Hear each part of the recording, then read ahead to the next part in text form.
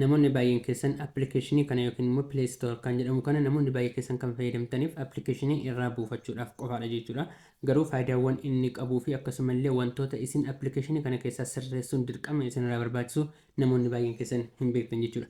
Guyyaa har'aa viidiyoo kana keessatti wantoota isin sirreessuu qabdanii fi seetingiiwwan isin sirreeffachuu qabdan hunduma isaa tokko tokkoon kan isinitti agarsiisu ta'a jechuudha. Viidiyoo kana laayik gochuudhaan eegala maatii chaanala keenya warra hin taane immoo sabskiraayib gochuudhaan maatii chaanala keenya ta'a isiniin jedha. Amma kallattumaan gara viidiyoo. Jalqaba wanti ani isinitti agarsiisu maalidha? Family Guide wanta jedhamutu jira. Appilikeeshinii kana keessatti Family Guide wanta jedhamu maaliif isin gargaara? Maal akkamitti immoo akka sirreessitan isinitti nan agarsiisa jechuudha.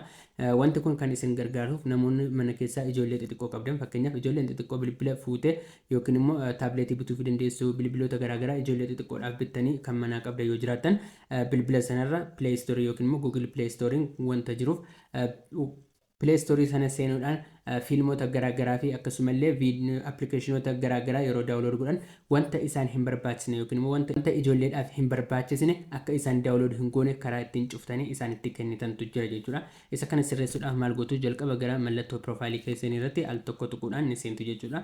Sana booddee maaltu jira? Gara gadiitiin seetingi kan jedhu gara gadiitiin ni jira. Al tokko isa keessanii dhuftu jechuudha. Kana booddee erga haala kanaan dhuftanii booddee filannoowwan hedduutu jira. Filannoowwan kana keessaa isa kan filattu sadaffaarrattis argamu faamilii kan jedhu jira. Al tokko isarratti ni tuqxu jechuudha. Kana booddee haala kanaatiin waan baay'ee isiniif fide jechuudha. Isa keessaa isa kan filattu parental controls kan jedhu bakka kana jira. Al tokko isarratti tuquudhaan ni seentu jechuudha. Kana booddee wantoota hedduu asii gadi isiniif fida. Wantoota restricted ta'an yookiin immoo wantoota dhoowwaman hedduu bakka kanatti isiniif ni fida. Seentanii tokko tokkoon ilaaluu fi dubbisuu ni dandeessu jechuudha. Yeroo isin jala akka hin gubneef isin seentanii dubbisuu dandeessu. Amma kallattumaan akkamittiin akka sirreessitan isinitti agarsiisa. Jalqabarra maaltu jira? Parental controls are off kan jedhu jira. Isa on gochuudhaaf maal gootu? Bakka kanaatti al tokko ishii kana ni tuqxu. Sana booddee piinii isin gaafata. Piiniitiin akka isin cuftan isin gaafata jechuudha. Amma fakkeenyaaf piinii kiyya 1 2 3 4 jedhee guuteen isinitti argisiisa jechuudha. Sana booddee okay ni jettu. Ammallee confirm your selected pin kan jedhu jira. Isas irra deebitanii piinii keessan confirm ni gootu jechuudha. Kana booddee okay ni jettu jechuudha. Kana booddee maal ta'a? Bilbila keessan irratti inni kun on isiniif ta'a. Bilbila kanaan ijoolleen fuutee wantoota garaagaraa daawuloodii akka isheen hin goone, fiilmotaa fi wantoota ijoolleedhaaf hin barbaachisne garaagaraa akka isheen daawulood hin goone isiniif ni cufama. Ijoollee keessanirree waan hin taanerraa isiniif eegaa jechuudha. Lammaffaa irratti wanti ani isinitti agarsiisu maalidha? Play Protect wanta jedhamu jira jechuudha. Play Protect wanti jedhamu kun maalidha? Appilikeeshinoota garaagaraa Google irratti buusuu dandeessu, namarraatti biltoosiidhaan yookiin karaawwan garaagaraa namarraa dabarfachuu dandeessu. Akkasumallee kompiitararraa namoonni garaagaraa bilbila keessatti isiniif caanuu ni danda'u yookiin isiniif fe'uu ni danda'u jechuudha. Wantoonni isiniif fedhaman kun yookiin immoo wantoonni isin dabarfattan appilikeeshinoonni kun tarii appilikeeshinoota nama hordofan ta'uu danda'a, appilikeeshinoota nama saalalan ta'uu danda'a, appilikeeshinoota akkasumallee vaayirasiiwwan garaagaraa qaban ta'uu danda'a jechuudha. Appilikeeshinoota kana Google Play Store ofii isaatii iskaan godhee ofii isaatii adda baasee akka inni isin beeksisu godhachuu dandeessu jechuudha. Isa kanaaf immoo maal gootu? Jalqaba gara piroofaayilii keessanii al tokko ni dhuftu jechuudha. Ammallee sana booddee maal gootu? Gara gadiitiin dhufuudhaan bakka xiyyaan isin agarsiisu kana Play Protect kan jettu bakka kana jirti. Al tokko ishee keessa ni dhuftu jechuudha. Kana booddee haala kanaatiin isiniif dhufa. Fakkeenyaaf kan koo kun akkuma argitan bakka kanaatti your device is at risk naan jedhee naaf kaa'ee jira jechuudha. Bilbili kiyya riskii keessa akka jiru naaf kaa'ee jira jechuudha. Appilikeeshinii riskii keessa kaa'e kunis immoo maalidha? Appilikeeshinii Rhythmgram jedhamudha. Appilikeeshiniin kun appilikeeshinii teelegiraamiidha. Osoo man beeku ofii kiyya irra kaa'eetiin jira jechuudha. Kanaaf appilikeeshinoota akkasii appilikeeshinoota bilbila keessaniif sodaachisuudhaan isinittiin argisiisa. Isin maal gootu? Irraatii balleessuu ni dandeessu jechuudha. Kun immoo bilbila keessan ofii isaatii iskaan godhee ofii isaatii haala kanaatiin isiniif hin kaa'u. Akka inni haala kanaatiin isiniif kaa'u akkaataatti godhachuu dandeessan immoo maal gootu? Jalqaba erga haala kanaatiin bakka kana dhuftanii booddee gara oliitiin mallattoo seetingii kan qabdu jirti. Al tokko ishii irratti ni tuqxu jechuudha. Warra kana lamaan bilbila keessanirraa off ta'anii jiru yoo ta'e maal gootu? Isaaniitiin on gootu jechuudha. Inni jalqaba maal jedha? Scan apps with Play Protect. Appilikeeshiniif Google Play'dhaan ofiisaa iskaan akka inni isiniif godhu akka inni iskaan godhee bilbila keessan isiniif eegu isiniif godha.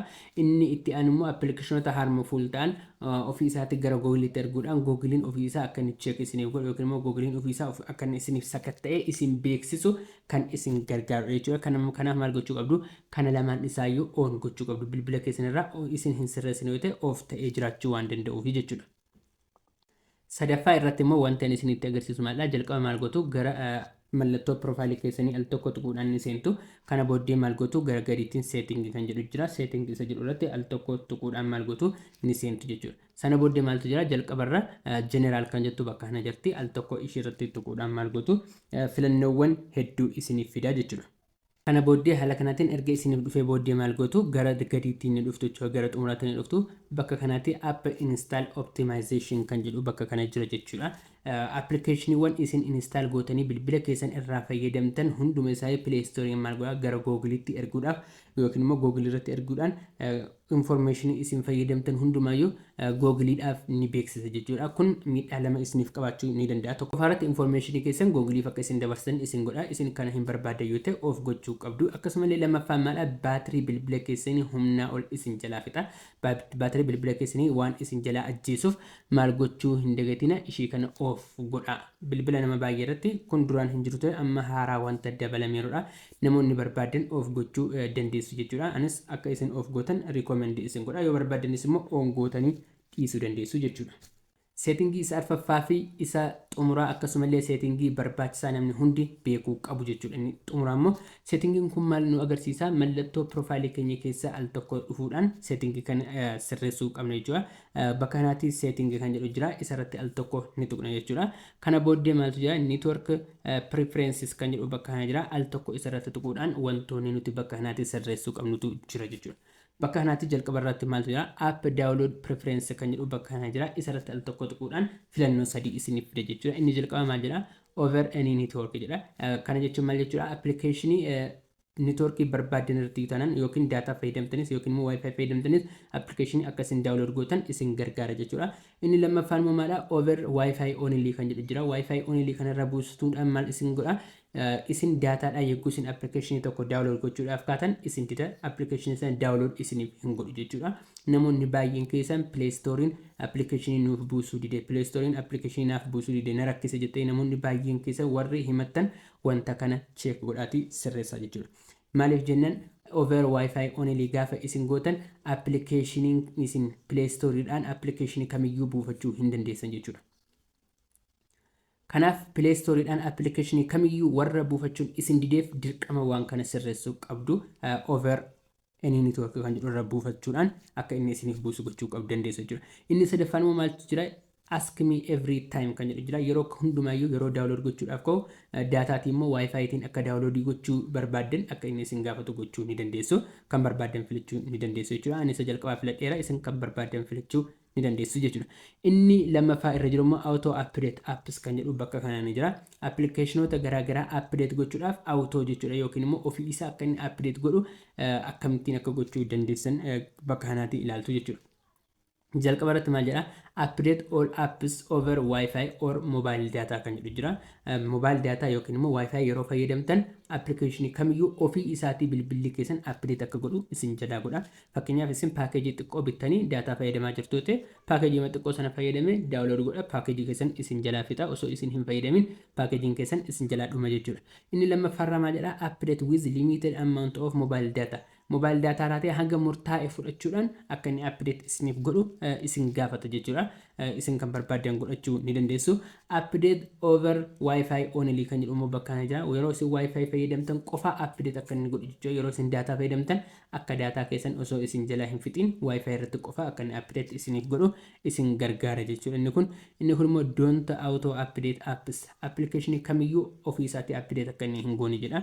Yeroo barbaadan ofii keessan seentanii update akka isin godhatan isin gargaara. Yeroo barbaadanitti update godhachuu malee ofii isaa update godhee akka data keessan isin jalaa hin fidne isin gargaara. Isin kan barbaadan filattanii irratti galchattu jechuudha. Inni xumuraa fi inni sadaffaan immoo maalidha auto play videos kan jedhu jira.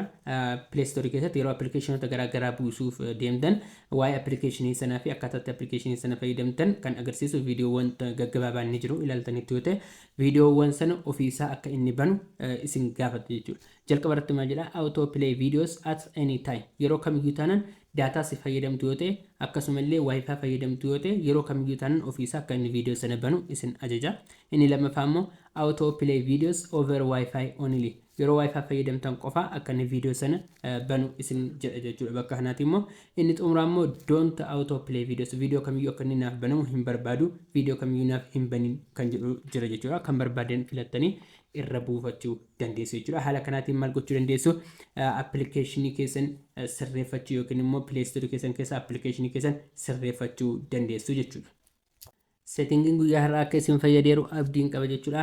Akkasumallee settingiiwwan akkasii fi wantoota bilbila keessan irratti dirqama sirreessuu fi irraa fayyadamuu qabdan hundumaayyuu yeroo yerootiin viidiyoo isaa waan isiniif hojjedhuuf viidiyoo kana laayik godhaa. Akkasumallee subscribe gochuun maatii chaanala keenya ta'a isiniin jedha. Viidiyoo kan biraatiin hamma walitti deebinutti nagaan naaf tura. Goodbye.